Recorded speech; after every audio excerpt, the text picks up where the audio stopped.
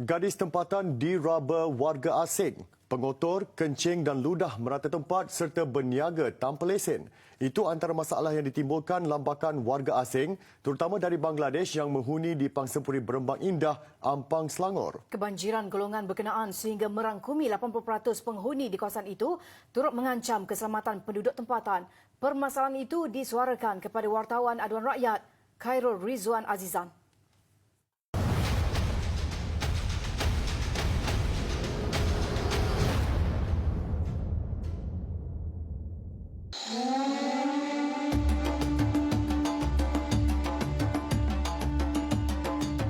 Little Bangla. Jolokan itu diberi bagi menggambarkan suasana di Pangsempuri Berembang Indah. Kebanyakan warga asing ini bekerja sebagai buruh di kawasan tapak pembinaan sekitar Ampang dan Ibu Negara. Dianggarkan kira-kira 4,000 daripada 4,500 penghuni di Pangsempuri ini diduduki warga asing dari Bangladesh. Mereka mendominasi kemudahan termasuk lift menyebabkan berlakunya kes gadis tempatan diraba. Ada kacau kata gaduh. Nak kena kacau. Dalam lift. Nak kena gaba. Macam mana? Aku tak tipu. Ikut daripada sekolah sampai ke rumah. Macam mana tu? Selamat tak selamat? Kalau kena anak cik sekalipun kena ikut, macam mana perasaan cik? Saya ibu. Sampai anak saya takut nak pergi sekolah. Macam mana? Orang tak rasa kalau orang boleh cakap. Tapi kalau orang macam duduk tempat akak, kalau anak dah kena sampai kena ikut, macam mana? Tunjuk benda kemaluan dia macam mana? Sampai anak kasar pun jangan nak turun bawah. Takut. Kalau nak turun pun kena teman. Sejak itu katanya, anaknya berasa takut dan fobia untuk menaiki lift serta tidak mahu ke sekolah. Menurutnya, dia bersama suami sebelum ini pernah ke ibu pejabat Jabatan Immigration di Putrajaya bagi menggesak tindakan pihak berkuasa. Tetapi hampa apabila diminta untuk menunggu giliran. Penduduk tempatan juga sering bergaduh dengan warga asing yang bertindak membolot penggunaan lift. Sebelum ni kan kita bermang apartmen ni, kita duduk memang tak ramailah orang-orang asing ni. Sejak ke belakang 2-3 tahun ni, ramai 80%. Orang dia 80% lah. Kalau naik lift tu, lift dia lah. Dia memang dia je, orang lain tak ada. Kita nak masuk betul. Dengan kadang suami akak sakit lagi. Kadang suami akak sakit tahun lepas. Nak turun dari atas rumah, nak turun ke bawah. Tak boleh sebab terlalu ramai dengan orang dia. Terpaksa panggil bomba. Halau dia baru suami saya boleh turun.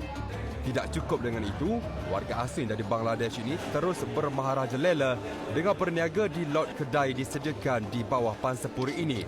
Malah, ada yang mampu meraih keuntungan sehingga RM50,000 sebulan. Timbul persoalan bagaimana warga asing boleh berniaga dan mempunyai premis perniagaan di Pangsempuri ini. Warga asing ni yang berniaga ni tidak mempunyai lesen. Tidak mempunyai permen untuk berniaga di sini. Yang setahu saya lah, diorang datang sini bukan untuk berniaga. Diorang datang sini untuk projek peladangan dan sebagainya. Tapi apabila dia datang sini, dia boleh berniaga. Itu saya tak tahu daripada segi mana dia boleh berniaga, siapa yang bagi dia berniaga, siapa di belakang dia, saya tak tahu. Sifat pengotor warga asing ini cukup menjijikkan. Tanpa rasa bersalah, daging lembu yang berlumuran darah diletak di atas lantai dan dijual di tepi tangga. Daging pula dihurung lalat dan mengundang bau busuk. Ketika kru kami sedang merakam visual, lagak lelaki ini seperti tidak puas hati lalu menghubungi seseorang. Mungkin mahu sampaikan mesej kepada majikannya. Kebersihan juga tidak dijaga apabila sampah dibuang merata-rata. Malah ada yang kencing dan meludah merata tempat.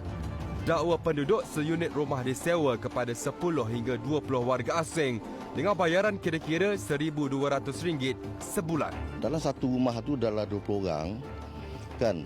Kalau satu orang tu kalau dia nak katalah buang air besar apa, kalau tak boleh tahan, dia buang tempat rumah sampah je lah.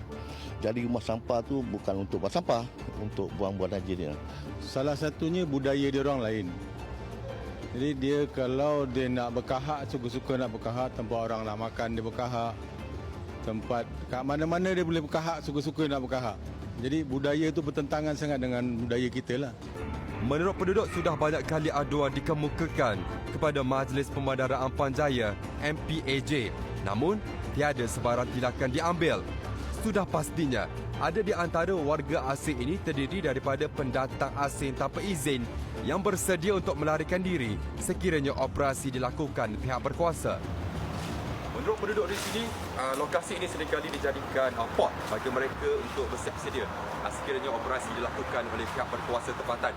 Dan biasanya lokasi ini akan dipenuhi oleh mereka ini pada jam antara 5 hingga 6 petang selepas pulang waktu bekerja. Dan ada di antara mereka yang sanggup menggadaikan nyawa dengan terjun ke sungai Gombak ini untuk menyelamatkan diri. Bolehkah mereka terlepas daripada ditangkap pihak berkuasa? Ikuti siri kedua laporan esok. Emailkan aduan anda beserta nombor telefon untuk dihubungi ke aduanrakyat 3.0@tv3.com.my. Laporan Khairul Rizwan Azizan, Aduan Rakyat TV3, kami prihatin.